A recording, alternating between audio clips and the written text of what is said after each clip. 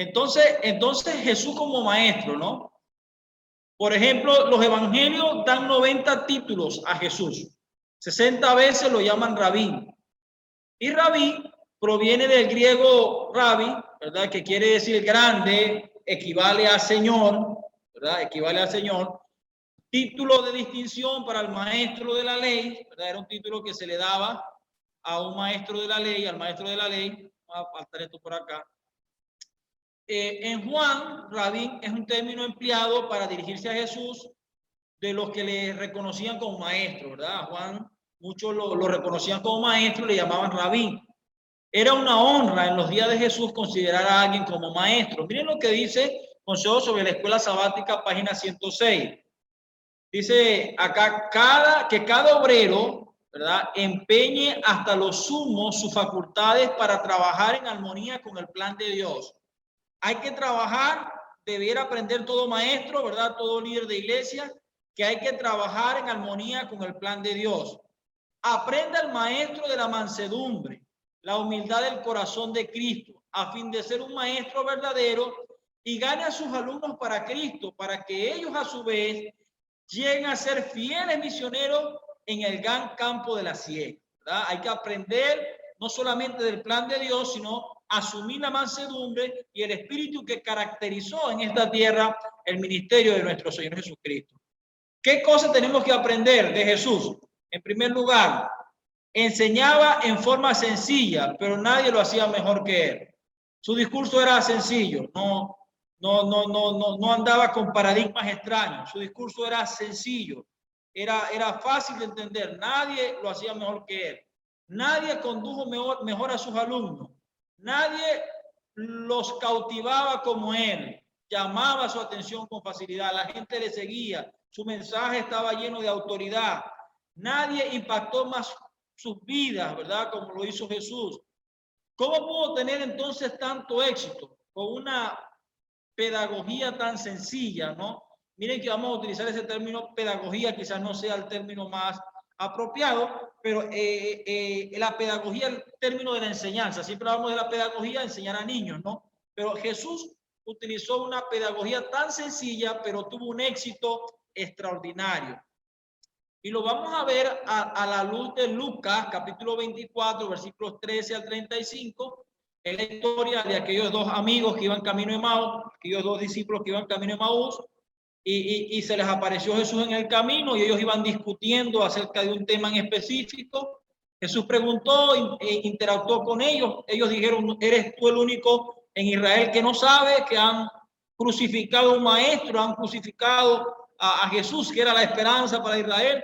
Y ustedes recuerdan la historia, los llamó insensatos de corazón y les reveló Jesús todo lo que la Escritura decía acerca de él. La Biblia dice que el corazón de los discípulos ardía, no ardía nuestro corazón cuando iba con nosotros junto al camino. Esa es básicamente la historia. Entonces, a la luz de esa historia bíblica, vamos a ver el método de enseñanza sencillo, pero directo, que mostró Jesús, que nos puede enseñar a nosotros también como maestros, cómo podemos ser maestros efectivos, no solamente en nuestra clase de escuela sabática, sino también en la iglesia y en cada momento que Dios así nos lo permite. Entonces, el primer método de pedagogía, si podemos usar esa expresión, es el método del camino, ¿verdad? Versículos 13 y 15. Y aquí dos de ellos iban el mismo día a una aldea llamada Emaús, que estaba a 60 estadios de Jerusalén, e iban hablando entre sí de todas aquellas cosas que había acontecido, y sucedió que mientras hablaban y discutían entre sí, Jesús mismo se acercó y caminaba con ellos, ¿verdad? Esa es la enseñanza en relación al camino. Miren, con relación a Cristo, ¿qué tenemos que decir? Jesús acompañando a los discípulos en el camino. Ellos iban hablando. Cristo solamente se acercó y caminaba con ellos. No dijo nada, solo caminaba con ellos. Muchas veces, mientras curaba, predicaba, escuchaba y enseñaba, muchos le seguían. Entonces, ¿qué lecciones podemos aprender de ir junto a los alumnos en el camino? Pero nosotros, caminar al lado del alumno equivale a decirle, si precisa de mí, aquí estoy. Es decir, ir junto al camino es hacerse presente. Amén.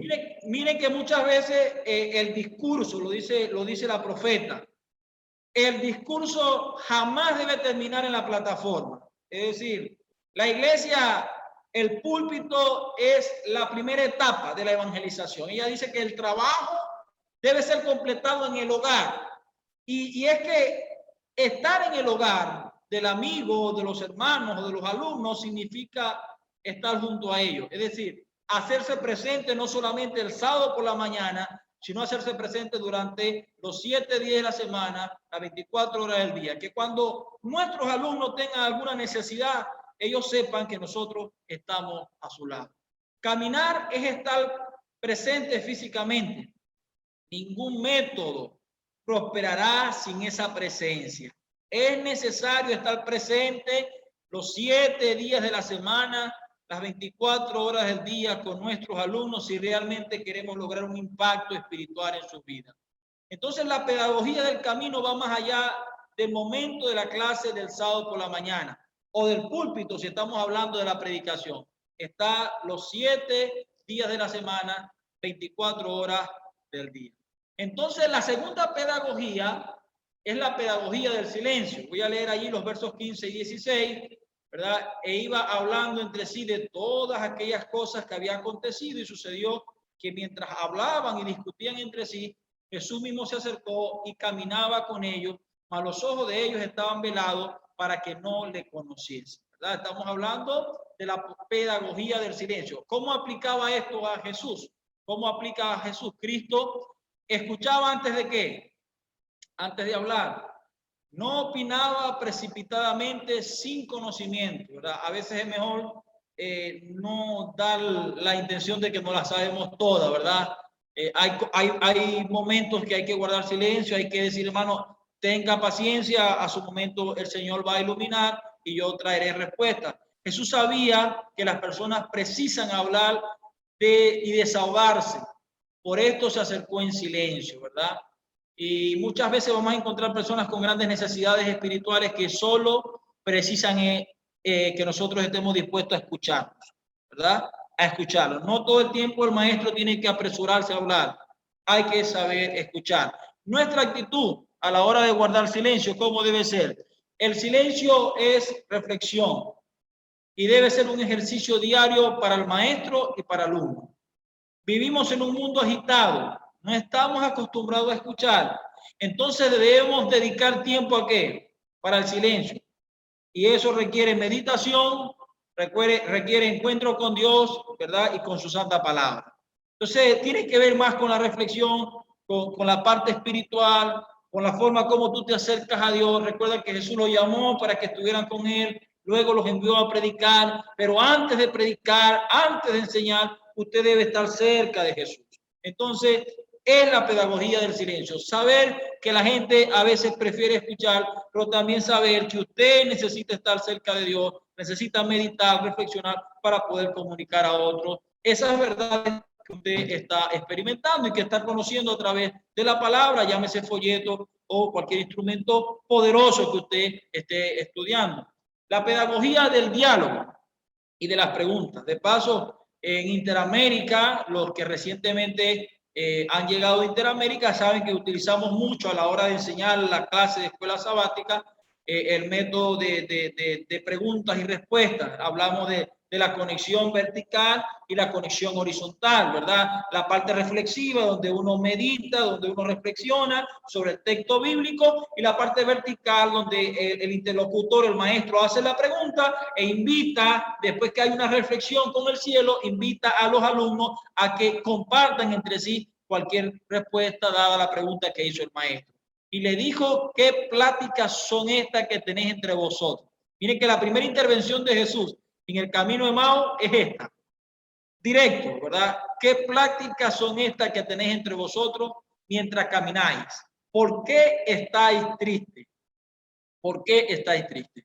Entonces, en este contexto tenemos que decir que Cristo quiebra el silencio preguntando. Miren la pregunta en cualquier método de enseñanza, ¿no? La lección tiene que estar a base de preguntas, porque no se espera que el maestro sermonee, ¿verdad? Se espera que los alumnos estudien. y es un repaso, y en un repaso las preguntas deben generar respuesta, deben generar reflexión. Cristo quiebra el silencio preguntando. Ellos contestan con otra pregunta. Cristo nuevamente pregunta qué cosas. Así Cristo desencadenó un abundante diálogo. Entonces nosotros, ¿verdad? Un buen maestro sabe preguntar. Cuando alguien responde una pregunta, debe organizar sus ideas y debe pensar para poder ejecutar, para poder responder.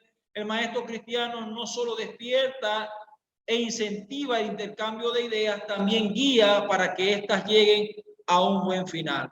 Cristo no levantó ningún debate para dejarlo luego inconcluso, ¿verdad? Todo debate debiera llevarnos a una conclusión, y si el maestro provocó el debate, entonces debería tener la respuesta y poder llevar a la gente hacia la reflexión y sobre todo aplicar la verdad que está conociendo, que está experimentando en su vida. Entonces, el cuarto método pedagógico del maestro por excelencia, que es Jesús, o que fue Jesús en sus tiempos, luego de que Cristo le pregunta qué cosa, los discípulos hacen una breve síntesis de la vida y ministerio, muerte y de la probable resurrección de Jesús. Ustedes conocen el episodio, ellos le hablaron, le dieron una síntesis de lo que había ocurrido y de cómo aparentemente, según ellos, con incredulidad, Jesús había resucitado o había desaparecido. Entonces, Cristo, pocas veces una pregunta tan simple provocó una revolución mental como esa. Precisaba hablar y una pregunta les permitió hacerlo, ¿verdad? Una pregunta despertó el interés y los alumnos sacaron eso que los tenía, que los preocupaba, que los inquietaba, esa ansiedad, lo que los agobiaba, pudo fluir como resultado de una pregunta directa que Jesús les hizo. Entonces nosotros en esta estrategia o pedagogía de la memoria es útil, ¿verdad? En términos de pedagogía, sin memoria no se pueden tomar decisiones inteligentes. Dios apela a la memoria, acordado de las cosas pasadas. Ellos pudieron resaltar y contar todo lo que había ocurrido, porque estaba claro en su mente. Un maestro cristiano debe acudir a la historia milenaria de la Biblia cuantas veces sea necesario. Es decir, tiene que aprender a memorizar. Vamos a entender, quizás no dé tiempo de mencionar eso más adelante, que quizás el término, cuando hablamos de memoria, estamos hablando más bien de comprensión, ¿verdad? La idea del maestro cristiano es comprender la verdad. Nosotros necesitamos, más allá de que memorizar todos los detalles de las profecías de las 200 tardes y mañanas de Daniel 8:14, más de memorizar todos los detalles, lo que ocurrió en el año 34, 1810 años después, todo, más allá de esto es comprender la verdad. Dios espera que tú y yo podamos comprender la historia y que esta historia que estamos comprendiendo afecte de una forma extraordinaria nuestra vida y sobre todo la forma como puede afectar a los que nos están escuchando. Entonces es comprender la verdad, no necesariamente memorizar por memorizar. La pedagogía del riesgo, ¿verdad? Y ahora tiene que ver con que el maestro tiene que hablar la verdad. Yo no sé, el pastor Norberto, si nos puede leer ese versículo 25.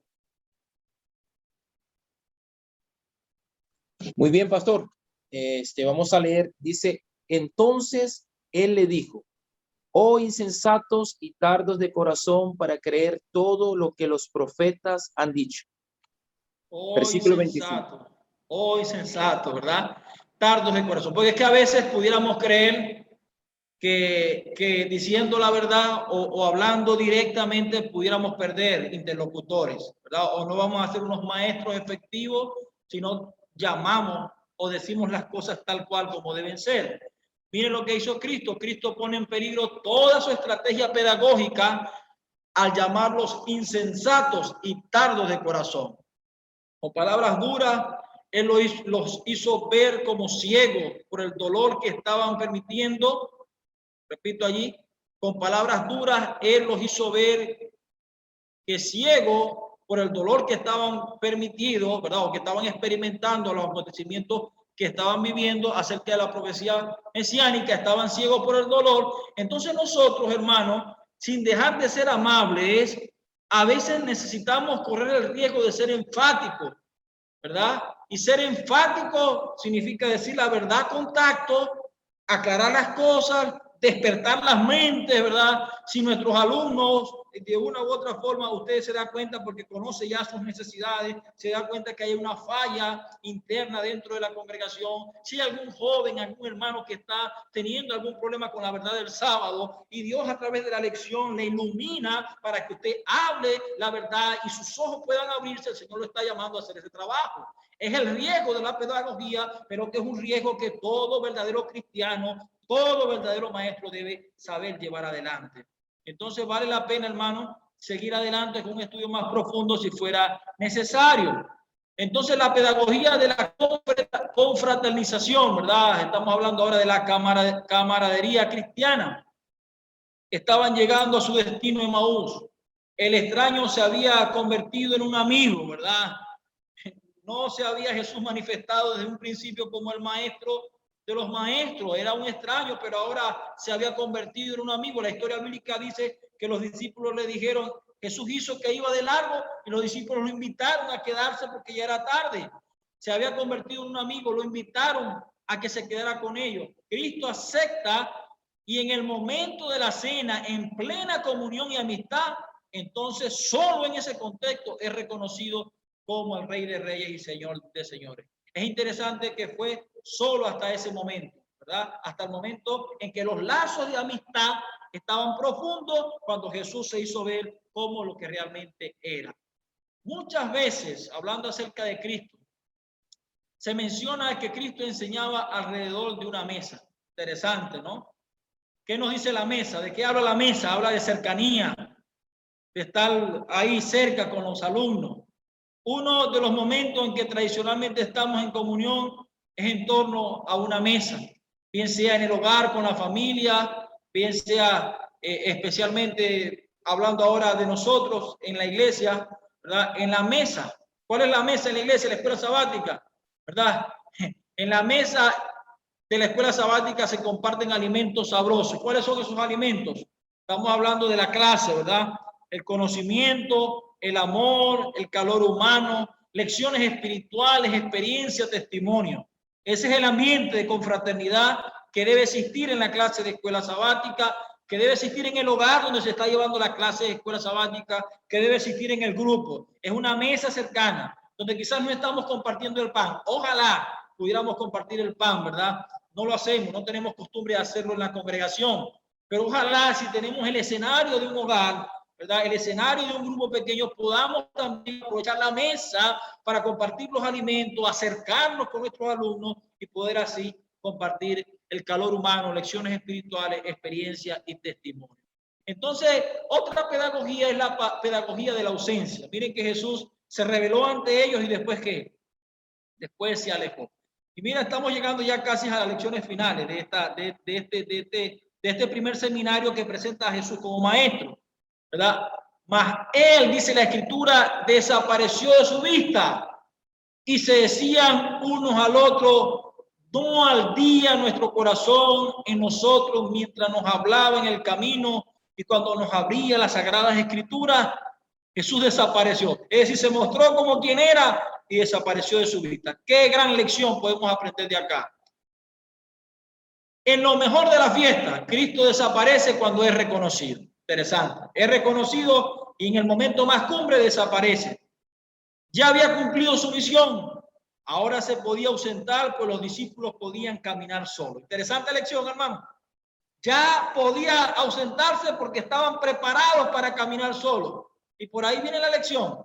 Él les había dado las herramientas para pensar y ahora podían hacerlo solos. Entonces nosotros, ¿verdad? El maestro cristiano debe, en primer lugar, entregar las herramientas.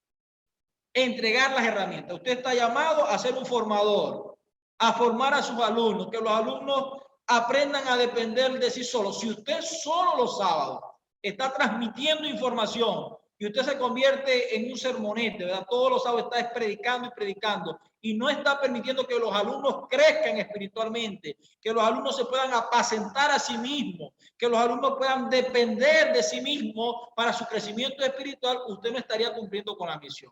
Entonces usted como maestro, como pastor, como anciano, está llamado a entregar las herramientas para que sus miembros puedan valerse por sí.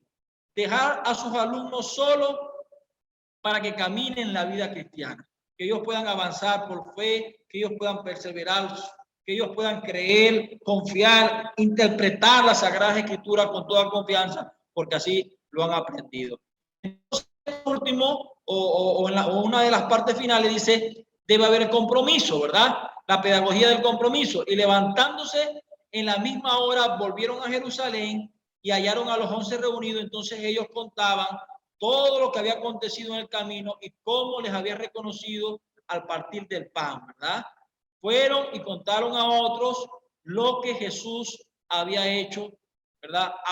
Apenas Cristo desapareció, ellos actuaron. Sabían exactamente qué debían hacer y lo hicieron, ¿verdad? Ellos tenían clara cuál era su misión. Es el alumno que aprende bien. Entonces nosotros, nuestro blanco en la escuela sabática, ¿verdad? Maestros, ancianos de iglesia, pastor, nuestro blanco, nuestra misión en la escuela sabática no es solo lograr que nuestros alumnos sepan, ¿verdad? El conocimiento, y tengo que decirlo acá, no necesariamente va a salvar a una persona. Hay mucha gente que está llena de conocimiento y se va a perder, ¿verdad? Muchos conocen de tapa a tapa la Sagrada Escritura, pero eso no los está haciendo idóneos para entrar al reino de los cielos. Lo que deben hacer, ¿verdad?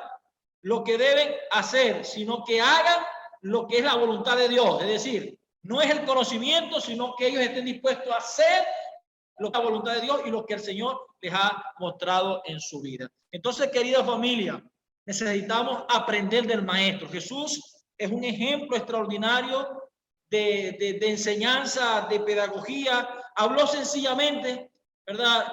Sin embargo, multitudes enteras eran conmovidas, y me quedo con esa expresión, ¿verdad? Con la expresión de los discípulos. No compugía nuestro corazón cuando venía junto a nosotros en el camino. Ojalá nuestros alumnos pudieran decir de nosotros lo mismo. Nuestro corazón ardía cuando nuestros maestros nos enseñaban en la clase de escuela sabática. Y va a arder porque usted está lleno de autoridad, y esa autoridad se la va a dar el silencio, la reflexión, la presencia del Espíritu de Cristo en nuestras vidas. Amén, amén.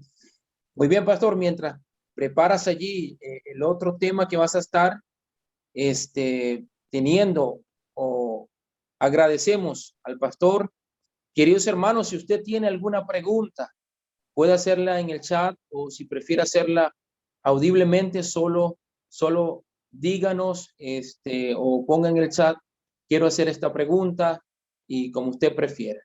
Qué interesante clase, hermanos, la pedagogía que como maestros en la iglesia, como pastores de una grey pequeña dentro de la iglesia, podemos seguir para que nos dé un buen resultado y tengamos éxito como maestros.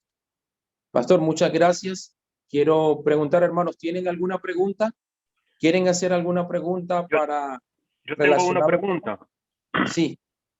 Sí, bueno, y de hecho para ustedes dos, pastores. Por ejemplo, hay una situación que se da y esto, nosotros tenemos un montón de tiempo de ser adventistas, y sucede casi siempre que el maestro tiende a hacer de la clase un sermón, así como el pastor estaba diciendo. Y a veces no es porque la gente no quiera comentar, sino que porque la gente no estudia la lección. Entonces, y obviamente ellos se van nada más y se conforman con la parte del maestro, y más si es un buen maestro, ellos se quedan con eso, pero no estudian la lección. ¿Cómo podemos hacer como, yo sé que eso es difícil, pero cómo podemos hacer como para motivar a la gente, como para hacerle ver de que la lección hay que estudiarla, de que el sábado no es un sermón, que el sábado es un repaso, que como usted ya bien lo explicó, es compartir lo que hemos aprendido, las experiencias, y eso enriquece más la clase, en lugar de hacerlo como un presermón del sermón principal del culto divino? Uh-huh. ¿Qué consejos o qué le podrían decir a las personas? Adelante, pastor David.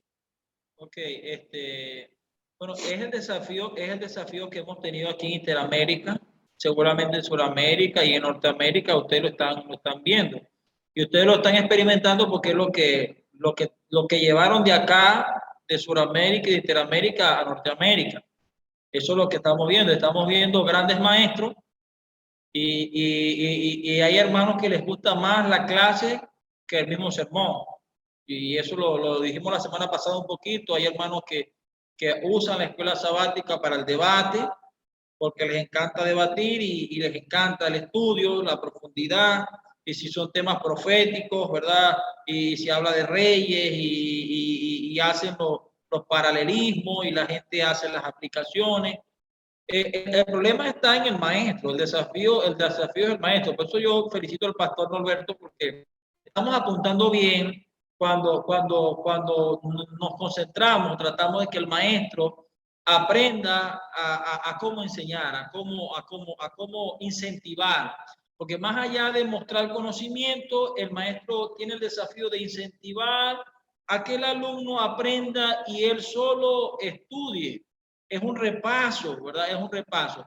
Nosotros en Interamérica, luchando con esto de que la escuela sabática es un material de estudio, hasta el punto, disculpen que no es desviar la atención, pero hasta el punto que en Venezuela, por ejemplo, y no dado por la crisis, ¿verdad? Que sí hay una crisis fuerte y económica. Ahorita los folletos este trimestre no llegaron, pero no llegaron por asuntos técnicos, problemas técnicos. Gracias a Dios Interamérica, por el costo, ¿verdad? Y lo que le pegaba en el bolsillo a un hermano, Interamérica, la división interamericana decidió subsidiar los folletos. Los folletos llegan prácticamente regalados. Lo que el hermano paga es un simbolismo, pero es un regalo prácticamente que viene de Interamérica. Pero hablando aún así, cuando el folleto llega casi de regalo, usted se da cuenta que el pedido que se hace trimestralmente, en vez de subir, ¿verdad? A pesar de que está aumentando la cantidad de personas que llega a la iglesia, es decir, estamos bautizando 1000 almas, por decir algo, en un campo mediano, en una asociación mediana, en una conferencia mediana, estamos bautizando 1000 almas, pero en vez de pedir el próximo año 1000 almas, 1000 folletos adicionales, a veces nos damos cuenta que estábamos hasta restando. ¿Y por qué se resta el pedido de folletos a pesar de que muchas veces viene hasta subsidiado?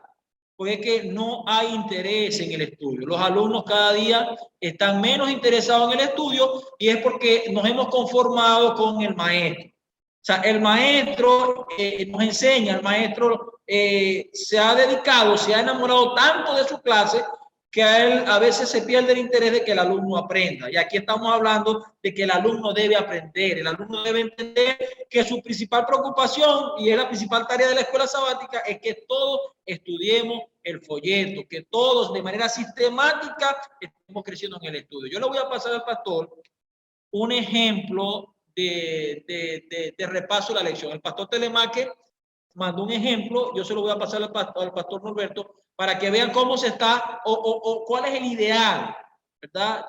Que se está buscando en Interamérica para el repaso de la lección. Para que ustedes lo miren, lo analicen y vean de qué manera ustedes pueden, a base de preguntas, de reflexión, ¿verdad? Y de compartir, ustedes puedan mejorar, ¿verdad? Ese incentivo, esa motivación que deben tener nuestros alumnos de estudiar por su propia cuenta la palabra de nuestro Dios. Ok, muy bien. Qué bueno, pastor. Excelente. Tuve la oportunidad de estar en concilio con el pastor Telemarque y el método que aprendimos es excelente. Yo le pido aquí a los hermanos ese método en otras iglesias antes de llegar aquí, sin decirle esto de Interamérica para no rotular, lo practicaba. Entonces, y funcionaba. El método de reflexión, de pensamiento, leer, ¿te recuerdas, pastor? De leer qué te está diciendo Dios y reflexiona y compártelo, comparte con el que está a tu lado, dile lo que el Señor te dijo, qué aprendiste. Excelente, es un método participativo, involucra a los hermanos y los ayuda a pensar, a reflexionar, y eso es lo que se quiere en la escuela sabática, no hacer meros reflectores de los pensamientos de otros, sino que el hermano comience a asimilar la palabra de Dios. Pero pastor, está bien, sí. Sí, fíjese que un dato importante también, el año antepasado, sí, estuvimos en el último concilio de ancianos que se hizo, que se hizo aquí en Chicago, tuvimos la oportunidad de ir con Iván, y me pareció algo muy importante porque uno de los ponentes era alguien que en algún momento escribió toda la lección. Entonces, él nos explicaba de todo el tiempo y de toda la teología aplicada en cada folleto de lección. Eso es una riqueza que nosotros tenemos, que otros no tienen. El tiempo de investigación, los teólogos envueltos en el desarrollo de cada lección, es un tesoro que nosotros tenemos y que deberíamos apreciar en el estudio diario, porque es una riqueza de material que nosotros tenemos, que implica mucho tiempo, mucha oración, muchos teólogos inmersos en escribir eso. Hay un equipo grande e importante que desarrolla esas escuelas sabáticas cada trimestre, y es un alimento que debería ser aprovechado por cada uno de nosotros. Excelente. Está bien, muchas gracias. El pastor ya se prepara. Quiero decirle a los hermanos que hoy nos acompañan, ¿quién es el pastor que nos está con nosotros hoy? El pastor, para que usted conozca quién hemos invitado, ya los de la semana pasada lo escucharon y han estado compartiendo. El pastor David Finol es un pastor amigo, fuimos compañeros de clase, es venezolano y trabaja en el estado Trujillo, en Venezuela. Tiene 15 años de ser pastor de iglesia, ahora mismo está en la administración de la iglesia, está en su 16º año de ministerio, está casado, tiene 3 hijos y bueno, es un pastor que aprecio, es un amigo, compañero, y Dios lo ha usado grandemente, hermano, y estamos aquí. No elegí el pastor David solo por compañerismo, sino porque es una persona que Dios le ha dotado, la ha bendecido, la usa, y por eso estamos aquí delante de un personaje que, hermanos, si nosotros escuchamos, vamos a ser enriquecidos grandemente. Así que, amigos, bienvenidos, y hermanos que hoy nos acompañan, pues tengan el gusto de conocer al pastor. Dios permita que en algún momento más adelante él pueda acompañarnos aquí en Champaign, en Effingham. Ya lo hemos hablado, así que cuando Dios abra la puerta, pues él puede acompañarnos y va a ser una gran bendición. Así que bueno, pastor, es el tiempo de presentar, de seguir adelante, es su tiempo. Dios le bendiga.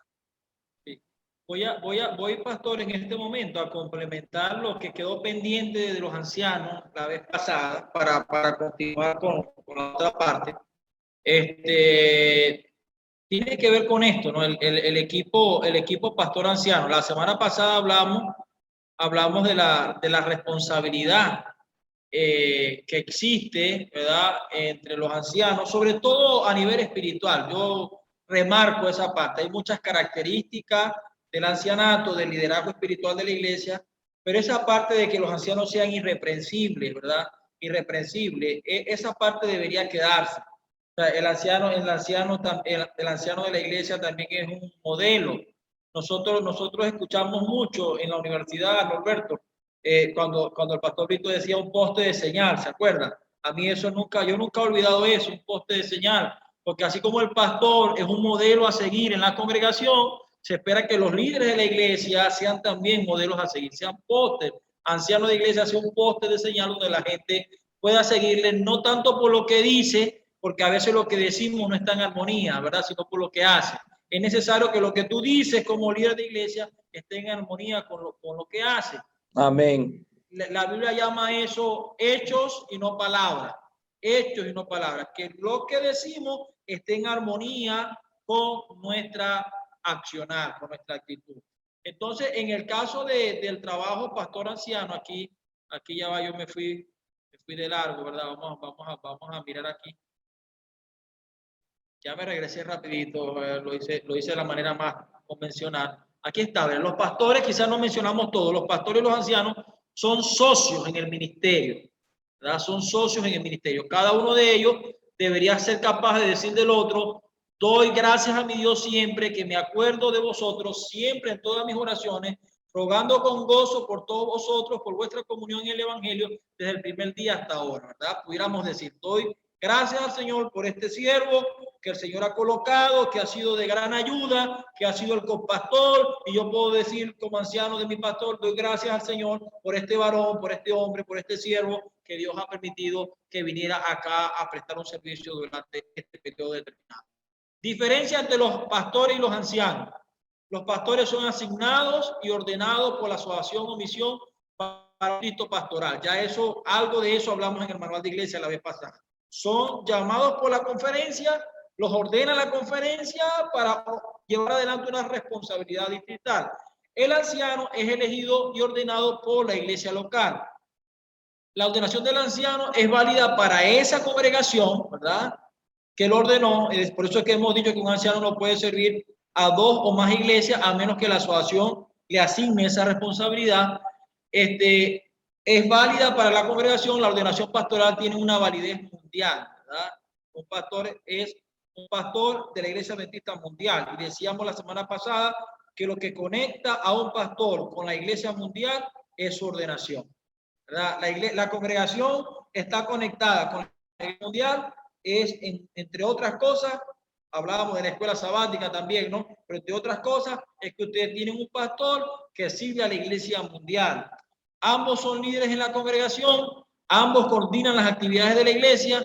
Los ministros jóvenes que no han sido ordenados deberían ser, dice ahí ordenados, pero deberían ser realmente nombrados como ancianos en las iglesias locales, porque se espera que un ministro, cuando se gradúa, ya haya sido ordenado como anciano. Entonces la iglesia local debe asignarle la responsabilidad de anciano para que él pueda administrar en todos los oficios que el manual de iglesia presenta. El papel del pastor, ¿verdad?, es principalmente un entrenador, equipa, motiva a los ancianos en todas sus iglesias, que es lo que estamos viendo, ¿no? El pastor está tratando de equipar, el pastor está tratando de entrenar a sus miembros, ¿verdad? Convoca reuniones de ancianos regularmente, provee los recursos, ¿verdad? Recursos que generalmente le brinda la asociación. Ahí está parte del currículo, es organización, administración de la iglesia con sus dones espirituales, vela por el crecimiento de la iglesia, cuidado de los nuevos conversos, liderazgo en la adoración, predicación y visitación, es una de sus funciones también, la función y presidencia de las comisiones y juntas, ¿verdad? Eso lo dice claramente el manual de iglesia, ¿verdad? Todas nuestras reuniones, todas nuestras juntas de iglesia tienen que estar presididas por el pastor de la congregación, el pastor de la iglesia local designado por la asociación, a menos que el pastor no o haya decidido delegar esa responsabilidad a uno de los ancianos, pero él preside todas las reuniones en la congregación.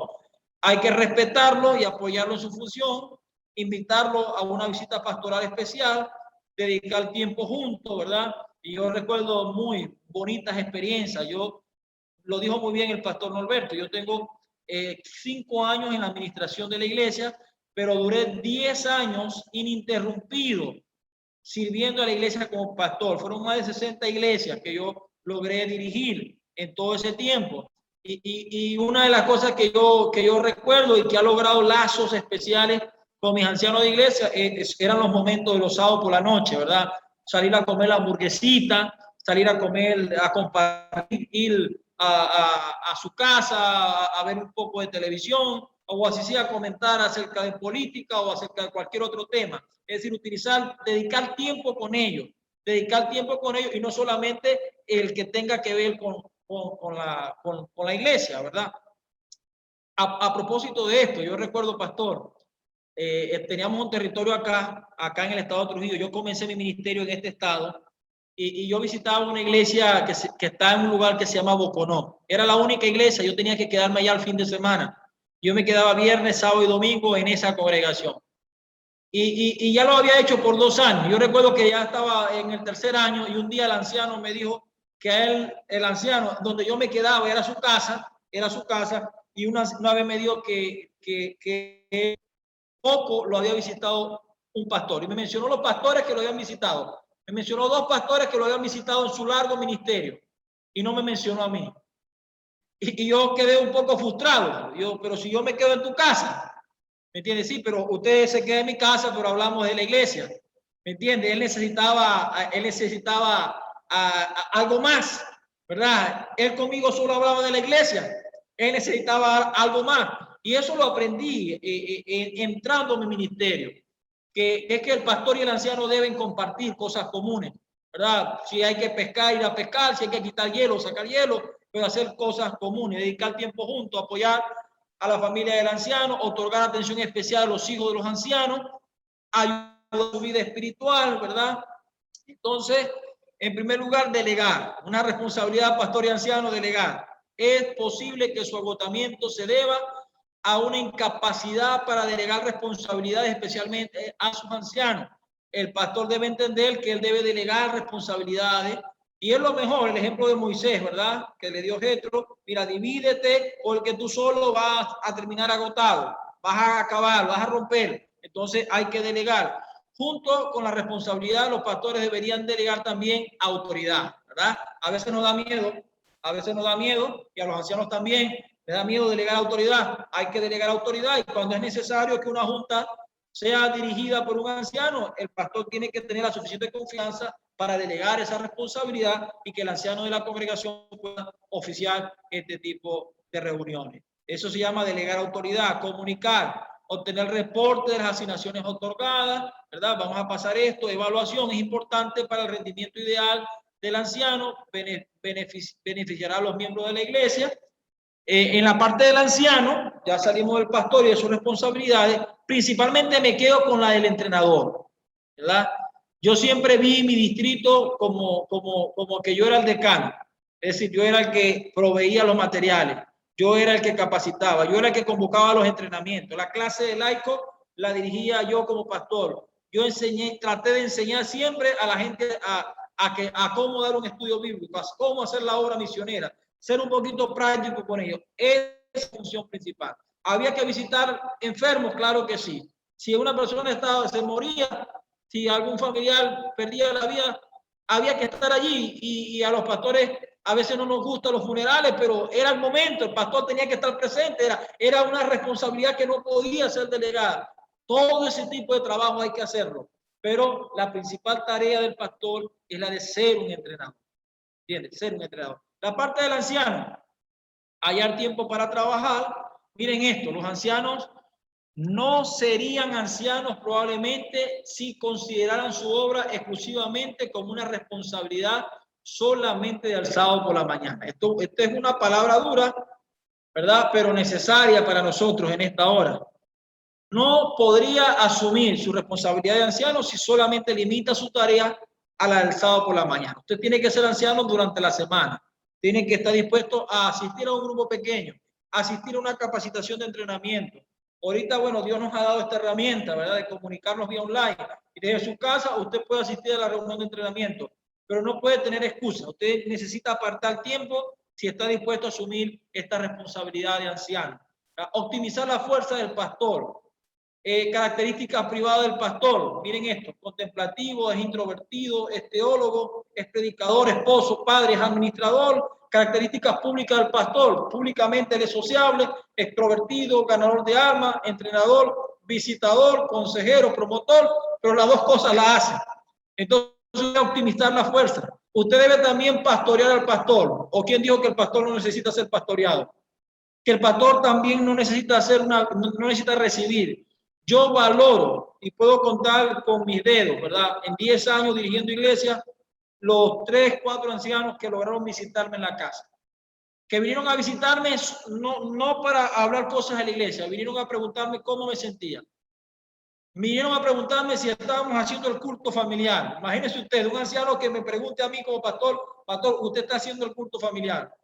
Y que viene a decir, pastor, yo he venido a orar por usted. Es como, ¿se acuerdan ustedes, no? Las manos de Moisés a lo alto. Es como sostener los brazos. Cuando usted visita al pastor, cuando usted hace una oración por el pastor, usted le está sosteniendo los brazos al pastor. Los pastores son susceptibles al agotamiento, por lo tanto, ocasionalmente necesitan ser asistidos. ¿Cómo pueden los ancianos pastorear al pastor? Bueno, aceptar que son humanos. Aceptar que somos seres humanos, que nos equivocamos, ¿verdad? No somos infalibles, somos falibles. siendo un amigo leal, tal como Bernabé lo fue leal a Pablo. Yo recuerdo que yo me equivoqué muchas veces, y tenemos que decirlo, los pastores también cometemos errores, pero nunca, recuerdo muchos ancianos fieles, leales, que no fueron capaces de levantar la voz, ¿verdad?, de contradecir abiertamente al pastor en la congregación, pero que fuera de la junta se me acercaron. Una vez se me acercó uno llorando, con lágrimas en los ojos, un gran amigo, hasta el día de hoy, un gran amigo, el hermano Dixon, y con lágrimas en los ojos me dijo: pastor, creo que hablaste muy duro en este sentido, este punto lo pudiste haber tratado, y se le salieron las lágrimas en los ojos cuando me decía esto. Aquello partió mi corazón, y hasta el día de hoy lo recuerdo como una experiencia extraordinaria, linda, porque era un anciano leal, porque él se pudo parar y pudo contradecir a su pastor. Y pastor, usted está equivocado en lo que está diciendo. No, él dejó que su pastor terminara de equivocarse. Y cuando su pastor salió, supo pastorear, ¿verdad?, con esa lealtad, con esa característica, con esa humildad que le caracterizaba a ese pastor, las cosas pudieron haberse hecho de una mejor manera. Entonces el aldeano tiene como Bernabé ser leal a su pastor, siendo un ministro del optimismo, ¿verdad? El pastor puede pensar que no es posible a veces, ¿verdad? Le falla la fe, pudiera fallarle la fe al pastor. Ahí está el anciano con un espíritu optimista: pastor, vamos hacia adelante, yo sé que va a ser difícil, pero el Señor nos va a dar la victoria. Siendo un buen oyente, apoyándolo públicamente, ¿verdad?, que era el ejemplo que le mencionaba ahorita, apoyarlo públicamente. Entonces hay que pastorear a la familia del pastor, celebre anualmente el Día del Pastor, reconozca, ¿verdad?, es el mes de octubre en casi todo el mundo, reconozca, ¿verdad?, tenga un reconocimiento al trabajo del pastor, dese usted mismo hacia él, resuelva los conflictos de la congregación. Si hay algo que puede colaborar con el ministerio pastoral de la iglesia, es que el anciano asuma el papel de pastor en la iglesia local. Que el pastor solamente sea convocado, ¿verdad?, para resolver situaciones difíciles, pero no los pequeños detalles, ¿verdad? No las pequeñas cosas tienen que ser entregadas a mano o a la responsabilidad del pastor. Insista en cuán importante es el tiempo dedicado a la renovación espiritual. Entonces, la parte del anciano, insista en el valor del tiempo dedicado a la familia y a la recreación. Fomente la consejería anónima. Usted también es un consejero dentro de la iglesia. Ore por ello, anímelo, diciéndole que lo está haciendo bien, ¿verdad? Si lo está haciendo, y si lo está haciendo mal, corríjalo, pero corríjalo con amor. Apoya a los hijos del pastor, no trate de idolatrarlo cuando son buenos, ni criticarlos cuando se comporten mal. Espere que uno viva la vida de un cristiano perfecto, o esperar que uno viva la vida de un cristiano perfecto es una carga muy pesada para cualquiera, especialmente si se trata de ¿quién? De un hijo de pastor. Ellos son seres humanos y algunos mala conducta. Yo tengo 3, ¿verdad? Por lo menos uno es un mala conducta. Y ahí estamos con él, porque es tremendín, es un niño pequeño, pero es un tremendín, hermano. Y yo no sé si se parece a mí, si se parece a la mamá, pero ahí estamos luchando con él. Recuerde, hermano, es un niño, ¿verdad?, que le gusta tirar piedra también, y hay que entender y comprender que los hijos de los pastores también son falibles y que hay que tratar de orientarlos y ayudarlos y apoyarlos. Empatice con la familia de pastores que sufren. Todo padre sufre cuando sus hijos se desvían, pero probablemente no tanto como los padres pastores. Cuán doloroso es para un pastor ver que su hijo está tomando un camino equivocado. Ministre a la nueva familia pastoral, ¿verdad?, especialmente si están llegando recientemente. Mostrar demasiada lealtad al pastor anterior puede despertar prejuicio hacia el nuevo. ¿Entiende? Pasen la página, eso es aprender a pasar la página. Yo siempre le decía a mis ancianos: hermano, si el pastor anterior fue bueno, fue malo, gloria a Dios, ¿verdad? Si fue bueno, bueno, vamos a orar, ¿verdad? Si fue malo, pero de ahora en adelante yo quiero comenzar una nueva etapa con ustedes. Yo quiero ministrarlos a ustedes y aprender, y ustedes también, ¿entiendes? Pero pasemos el chip, la página, y comencemos una nueva etapa con la nueva familia que Dios ha entregado. El consejo de Pablo: hermanos, les pedimos que sean considerados con los que trabajan arduamente entre ustedes y los guían y amonestan en el Señor. Ténganlo que en alta estima, ¿verdad? Ámenlo por el trabajo que están haciendo. Vivan en paz los unos para con nosotros. Eso es básicamente lo que me estaba faltando, pastor. Ojalá que la relación pastor-anciano, las responsabilidades que ambos tienen puedan ser vividas en conjunto, en comunión, que la relación entre pastor y anciano sea lo más perfecta posible. Quizás no es el ideal, no será el ideal nunca, alcanzar el ideal siempre será difícil, pero ojalá pudiéramos entre todas las cosas llevar un trabajo en comunión, saberse entender, comprenderse, saber cuál es la responsabilidad que cada uno tiene y bueno, hacerlo para honra y gloria de nuestro Dios. Yo no sé, pastor, si cantamos un corito, ¿verdad? Cantamos un corito y vamos hacia la parte final corrida.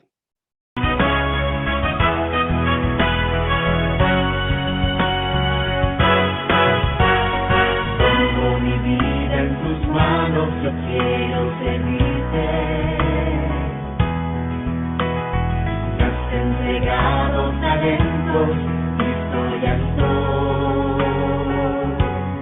Llévame a donde pueda ayudar con mis manos, con mi voz, que todos puedan sentir el toque de tu amor. Úsame lo que tengo por a tus pies, yo iré a donde hay necesidad, yo haré lo que me pidas yo.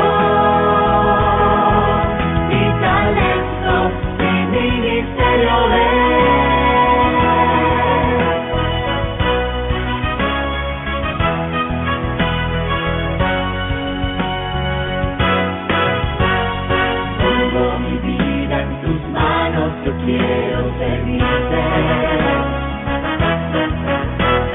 Me has entregado talentos, listo ya estoy. Llévame a donde pueda ayudar con mis manos, conmigo, que todos puedan sentir el toque de tu amor. Tengo como a tus pies, yo iré a donde hay necesidad, yo haré lo que me pidas yo. Mi talento, mi ministerio es.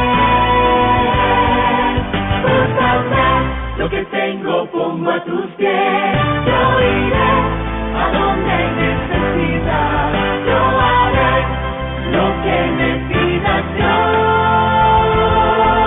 Úsame, yo iré, yo haré, porque mi talento, mi ministerio es.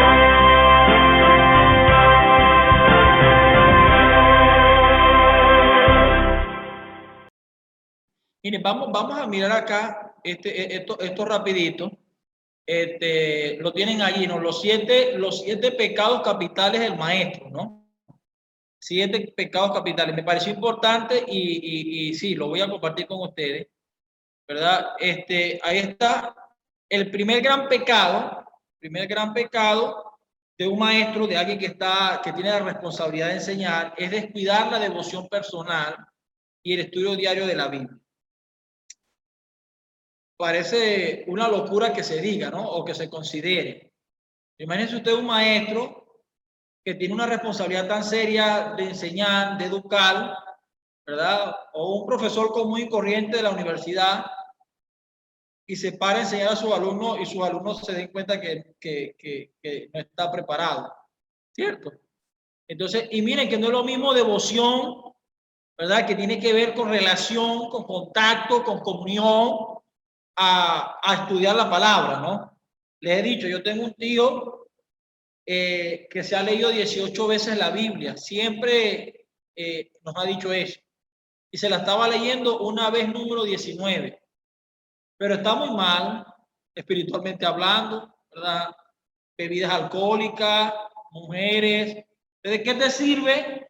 ¿De qué te sirve el estudio de la palabra si no hay devoción? Por eso estamos hablando de una devoción, o sea, una dependencia completa del Espíritu Santo en tu vida. Tú dependes de un así sea Jehová y bueno, por cierto, el estudio de la palabra Tú dirás, entonces el primer pecado, ¿verdad? Para un maestro es el descuidar la devoción personal y estudio de la Biblia. La Biblia debe ser ¿qué? Nuestro libro de cabecera. Debemos estudiarla diariamente, no solo leerla, sino estudiarla con verdadera devoción, descubriendo el mensaje de Dios para cada momento, para cada día. El segundo es ignorar el trabajo del Espíritu Santo en la enseñanza, ¿verdad? Si hay un método por excelencia en la predicación, yo así lo he aprendido, es la improvisación. Que la improvisación, pastor, no es tirar flecha, ¿entiendes?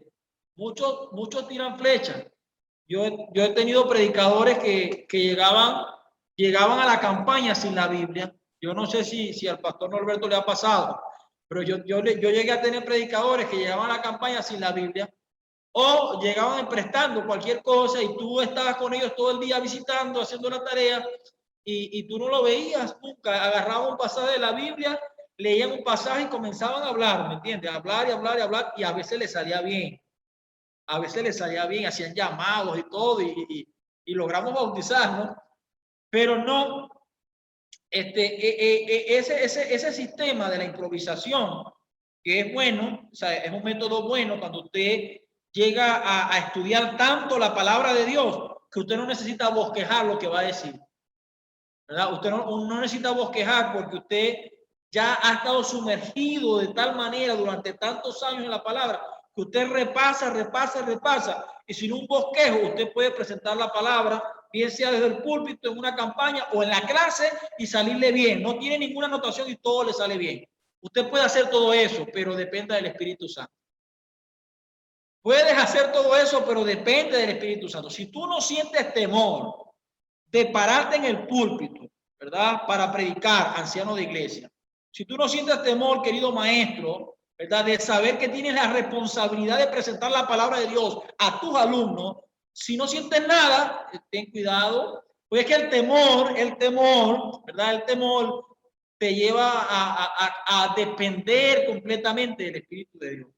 Y cada vez que yo voy a hablar, mi hermano, yo tengo años predicando la palabra. Yo tengo 21 años en la iglesia, bautizado, pero soy adventista de tercera generación. Pero tengo de bautizado 21 años. Y de predicar la palabra como 19. Y cada vez que yo voy a predicar o que yo voy a enseñar, yo necesito depender de Dios. Por más que haya aprendido, ¿verdad? Y que a veces pudiera darse como una repetición, porque son cosas que ya he vivido, que he experimentado, que he aprendido muy bien. Sin embargo, yo necesito tener temor. Yo le pido al Señor que me dé temor, que cada vez que yo me voy a parar delante de una audiencia, yo sienta ese temor. Hay que sentir, ¿verdad? La presencia del Espíritu Santo en la vida a la hora de presentar la palabra, porque sería un pecado ignorar la presencia de Dios en nuestra vida. Por encima de las técnicas, el conocimiento y la pedagogía, el maestro de cada maestro debe ser el Espíritu Santo. Él nos indica qué vamos a decir y cómo lo vamos a decir. Entonces hay que necesariamente someterse al control del Espíritu Santo en nuestra vida. El tercer pecado es ser negligente en el uso de la Biblia. La Biblia tiene que ser el telón de fondo de todo estudio. Toda discusión termina a la luz de la voluntad de Dios y expresada en su palabra. Ella es nuestra mayor autoridad, ¿verdad? Hay que ser diligente al estudiar la palabra. Pecado, ser negligente, es decir, utilizar la Biblia muy poco, ¿verdad? Utilizar la Biblia muy poco. Solo no, yo leo un pasaje, me dijo un predicador una vez, yo leo un pasaje de la Biblia y así lo hacía. Es que nada más, era como si él estuviera leyendo la lectura bíblica. Hacía la lectura, cerraba la Biblia y comenzaba a hablar, hermano. Y ahí lo que venía eran historias tras historias. ¿Entiendes? Y se ponía a llorar y todo. Entonces hay que ser diligente con la palabra. Pecado, ser negligente con el uso de la Biblia. Descuidar la preparación personal. ¿Pudiera un maestro de escuela sabática agarrar la lección el viernes por la noche o peor aún el sábado por la mañana? Aquí utilizamos la expresión puñalearse, es decir, estudiarla en el momento y ir a la congregación, a su clase, a pararse, a improvisar lo que va a decir, pudiera darse. Pero no debería suceder. Es un pecado descuidar la preparación. El maestro debe ser igual Él debe saber igual o más que sus alumnos. Y a veces nos damos cuenta que estamos en la clase y hay muchachos que están mejor preparados que nosotros, ¿verdad? Y dígame si usted se va a la clase y se le aparece el pastor ese día y se le sienta a la clase. Ustedes no han visto al maestro, ¿verdad? Todo nervioso y las manos le sudan porque el pastor se le sentó. Ah, como interpreta que el pastor sí sabe más que él, entonces ahí sí nos ponemos nerviosos, ¿no? Pero eso no debería suceder si usted no descuida la preparación personal. El maestro debe ser igual, o mejor que eso, nuestro trabajo es adquirir conocimiento y Dios lo usará en el momento oportuno. Quinto pecado, dar clases solo para agradar a los alumnos, ¿verdad? Y ahí viene con lo que les mencionaba en uno de los seminarios anteriores, ¿no? Decir, hablar claramente, ¿no? Arriesgarse, lo que hizo Jesús como maestro, arriesgarse. A veces queremos solo agradar a nuestros interlocutores. La forma no debe superar el contenido. No siempre lo que el maestro tiene que decir es agradable. Sin embargo, es la voluntad de Dios, ¿verdad? Aunque no sea agradable, si esa es la voluntad de Dios, si así Dios lo quiso, si eso es lo que Dios está expresando en su palabra, hermano, dígalo. No podemos dejar de decir la verdad con el propósito de tener una clase agradable, ¿verdad? Decir la verdad solo para agradar a los alumnos. Responder rápidamente sin pensar. A veces se requiere un poco de tiempo, ¿verdad? Para responder adecuadamente. Es necesario reconocer también que no siempre tenemos todas las respuestas. La humildad que debe caracterizar al maestro. Si yo no me las sé todas, ¿verdad? ¿Qué debo hacer yo? Guardar silencio y decir, hermano, no tengo amigos, muchachos, alumnos, hermanos, no tengo toda esta respuesta, debería tenerla si está en la lección, pero es que alguna pregunta puede salir y no estaba en la lección. Entonces, ¿qué va a hacer usted? ¿Se va a poner a improvisar? ¿Se va a poner a hablar por hablar? No, aunque los alumnos esperen una respuesta del maestro, usted también con humildad puede decir, hermano, vamos a analizar bien el tema, los invito a las 4 de la tarde y a las 4 de la tarde aquí todos juntos vamos a estudiar bien el tema, analizarlo a profundidad. Y el último pecado, ¿verdad? El último pecado es no respetar el pensamiento de nuestros alumnos. La discrepancia, ¿verdad? A veces puede haber discrepancias, tus posiciones teológicas, aunque tenga pegada al folleto de escuela sabática, no necesariamente, o a lo que se nos está enseñando, no necesariamente es lo que piensa uno u otro alumno. Entonces debemos aprender a respetar el pensamiento de nuestros alumnos. Somos todos diferentes y por eso también pensamos en forma diferente. Si Dios nos da el derecho de pensar y decidir libremente, con más razón el maestro debe hacer lo mismo con sus alumnos. El único límite es cuando existe un ¿qué? Un así dice el Señor, ¿verdad? Si está muy claro la palabra, bueno, usted, trate de asumir su posición, ¿verdad? Porque usted está casado con la palabra, pero siempre respetando el criterio y los puntos de vista de los demás. Ahora, querida familia, vamos a entrar, no sé si hay alguna pregunta, ¿verdad? No sé si habrá alguna pregunta hasta acá. Vamos acá. Sí, vamos a esta, ¿verdad? El maestro como pastor, ¿verdad? El maestro como pastor. Esta sí no la quería soltar, quería que necesariamente la tuviéramos. La responsabilidad del maestro como pastor. Miren acá, en los primeros 10 minutos, ¿verdad? Ustedes conocen estos primeros 10 minutos. Nosotros le llamamos acá en Venezuela los 10 minutos misioneros, los primeros 10 minutos. No los 10 minutos misioneros que se dan desde el púlpito, pero los primeros 10 minutos es para confraternidad, ¿verdad? Uno no pasa lista, uno evalúa quiénes están allí. Entonces, en esos primeros 10 minutos, uno da la bienvenida, pasa al registro de asistencia, confraterniza con su clase, ¿entiende? ¿Qué hicieron durante la semana? Alguien repartió literatura, alguien repartió alimentos. En Venezuela constantemente, tú sabes, el que tiene menos, el que tiene más, ayuda un poquito al que tiene menos. Entonces ahí, bueno, yo repartí comida, yo repartí alimentos, nosotros hicimos un comedor, nosotros hicimos estas visitas comunitarias, hicimos una escuela de salud, un entrenamiento. Entonces presenta la visita a los miembros nuevos, ¿verdad? Se presentan las visitas. Organiza la visitación a los alumnos ausentes, esta parte es importante. Es aquí donde él, ¿verdad?, se preocupa por sus alumnos individualmente como su pastor. Estos 10 minutos Estos 10 minutos misioneros, estos 10 minutos que tiene el maestro de los 55 completos, que es más o menos el promedio para dar el repaso de la lección, son donde él hace el trabajo del pastor. Entonces, el maestro como pastor, y aquí más o menos un ejemplo de lo que le decía al principio en la introducción, tenemos un pastor cada 1.156 hermanos, son estadísticas mundiales, ¿verdad? Y un maestro cada 13.9 alumnos. Imagínense ustedes la cercanía del alumno, ¿verdad? Del maestro con el alumno. O sea, él solamente tiene 13. El pastor tiene, supongamos que el anciano tiene 100, ¿verdad? Tiene 50, tiene 40, tiene 30, pero siempre tiene más, ¿verdad? En promedio, el alumno, el maestro tendrá 13.9. Tenemos un pastor por cada 8.8 iglesias y el maestro solo tiene la clase, ¿verdad? Su clase acá. ¿Cuál de los dos podrá dar una mejor atención?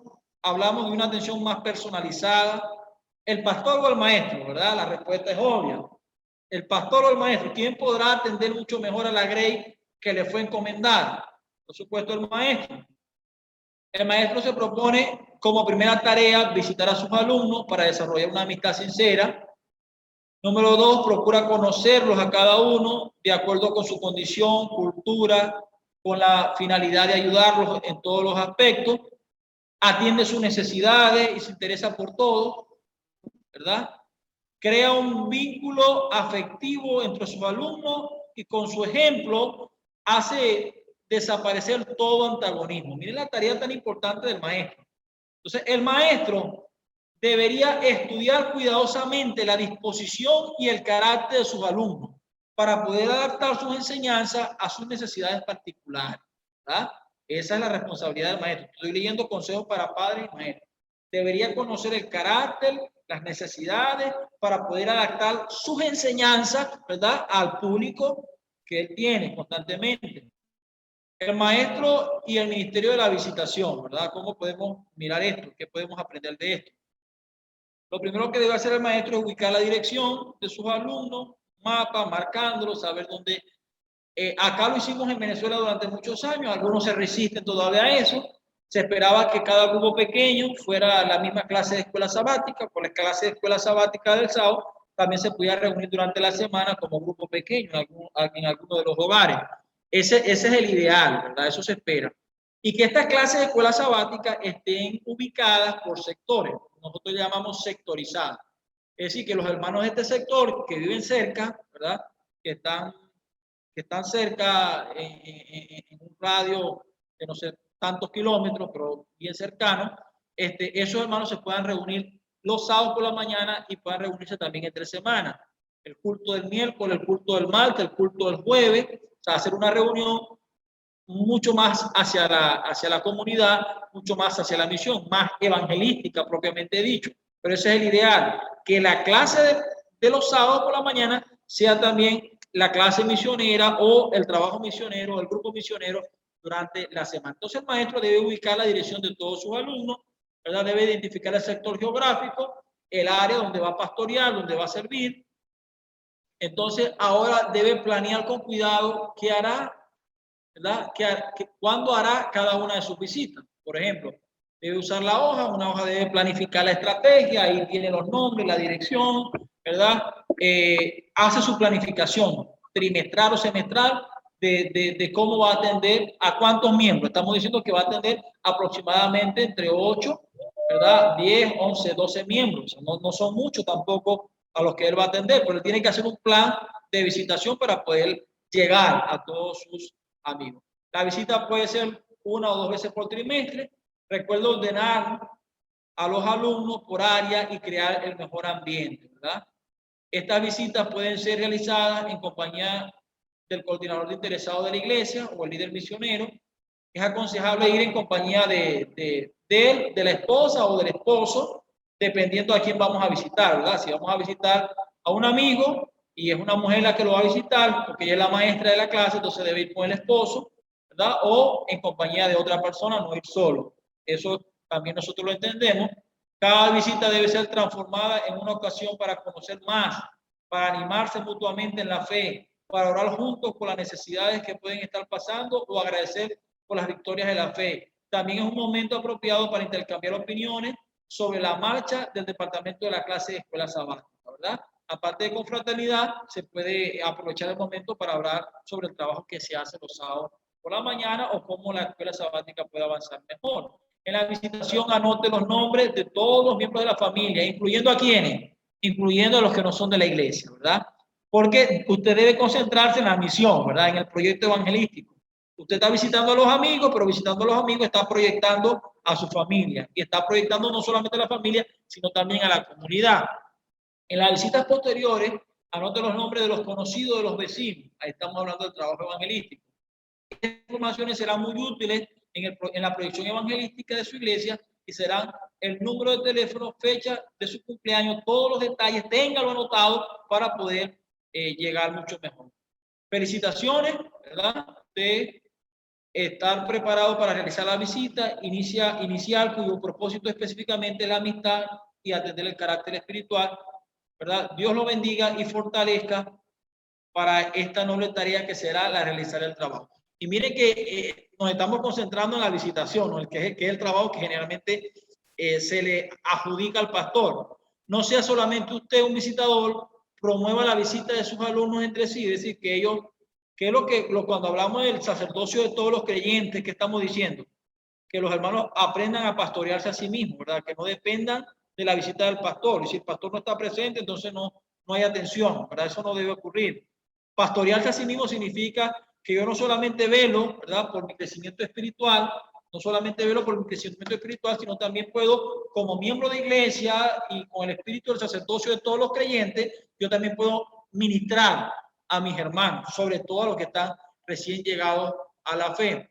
Miren lo que dice la sierva de Dios: maestros, visitaos con los miembros de vuestra clase, orad con ellos, enseñales a orar, enternezca el corazón y sean breves y sencillos, pero fervientes en las peticiones. Sean vuestras palabras pocas y bien escogidas, y aprendan ellos de vuestros labios y vuestro ejemplo, que la verdad de Dios tiene que estar arraigada en sus corazones, o de lo contrario no podrá soportar la prueba de la tentación que se les vendrá. Entonces, antes de la visita debe haber una preparación espiritual, ¿verdad? En la clase se debe orar por los ausentes, orar pidiendo sabiduría para saber qué decir y callar cuando haya que callar, ¿verdad? Entonces hay que hacer una coordinación práctica. Es importante decidir a quién vamos a visitar, cuándo lo vamos a hacer. No hay ningún problema en que una persona sea visitada varias veces en el trimestre. Ojalá pudiese hacer esto siempre. El problema se da cuando una persona, ¿verdad? Cuando se está dejando por fuera a una persona que es ausente. O sea, se coordina de tal manera que se deja por fuera a una persona ausente. O sea, hay que coordinar de tal manera que todos puedan ser atendidos. Entonces, en la preparación práctica, intente conseguir cualquier información que pueda serle útil. Por ejemplo, edad, ocupación, cómo está formada su familia, si es miembro de la iglesia, desde cuándo es miembro, si está pasando alguna dificultad en particular. Todo eso debemos anotarlo para presentarlo al concilio, presentarlo al pastor, a la junta, ¿me entiendes? Durante la visita, ore con su compañero de visita antes de salir. Tenga en mente todos los datos de quien van a visitar. Procure tener una actitud alegre, optimista y mucho tacto. Si usted no conoce a la persona, preséntese como miembro o maestro de escuela sabática. Ojalá pudiéramos ir siempre con alguien que conozca al amigo. Es muy extraño que usted toque una puerta y la persona le vaya a abrir si no conoce a ninguno. Usted debe conocerlo, debe estar conectado con el hermano, con el amigo que están visitando. Si usted conoce a la persona, sin duda el contacto será totalmente diferente. De todas maneras, estamos más ubicados en visitar a algún amigo, ¿verdad? A un amigo de un hermano de la iglesia, ¿verdad? O un amigo de un amigo ausente. O sea, estamos hablando de eso. Transmita los saludos de su clase de escuela sabática. Mira, vengo en nombre de la clase de escuela sabática, te hemos estado extrañando mucho. Hemos notado tu ausencia los 2 últimos sábados a la congregación. Para la clase, para nuestra clase Adonai, es muy importante tu presencia acá en este lugar, tu presencia en la congregación, el estudio, la confraternidad que tenemos contigo. Hacerle saber que la clase está preocupado por ello. Comente con alegría cómo le fue la clase de ese día o del sábado pasado, o sea, comparta lo que aprendió ese día, dé la seguridad de que toda la clase está orando por ella. Recuerde que toda la clase estará esperándolo, ¿verdad? Recuérdele eso, verlo de nuevo el próximo sábado. Hable con alegría, ¿verdad? Y hermosos recuerdos presentes. Y bueno, ahí hay algunos otros aspectos que podemos aprender. Si la persona le presenta algún problema en especial, bueno, oiga con empatía, con simpatía y con empatía, ¿verdad? No argumente, lea un pasaje de la Biblia, haga una oración con ellos, eso se llama pastorear, ¿verdad? Intente reforzar la amistad con él, ¿verdad? Y con la clase, que haya un vínculo, que ese vínculo crezca entre el alumno, el amigo, ¿verdad? La visita, el ausente con la clase. Entonces, después de la visita, organice algún sistema para llevar algún control de las visitas realizadas, ¿verdad? Eso es muy importante. Sobre todo, con el interés y el objetivo que nadie quede por fuera. Siempre en la visitación, en el trabajo pastoral del maestro, lo importante es atender. Si usted tiene 8, si su clase es de 10, usted haga el trabajo pastoral y atiéndalos a todos ellos. Por supuesto, el pastor de la iglesia y los ancianos tendrán la responsabilidad de acompañarles cada vez que usted como maestro lo considere necesario. Ojalá usted pudiera invitar al pastor, a los ancianos constantemente a realizar esta tarea, ¿verdad? Pero es una responsabilidad suya también. Lo importante de esto es que el maestro debe entender y comprender que su principal labor no es los sábados por la mañana, en el estudio nada más y en la forma como transmite la verdad, sino que su trabajo es durante la semana. Y debe hacer un trabajo pastoral si quiere que su trabajo de transformación sea realmente un éxito.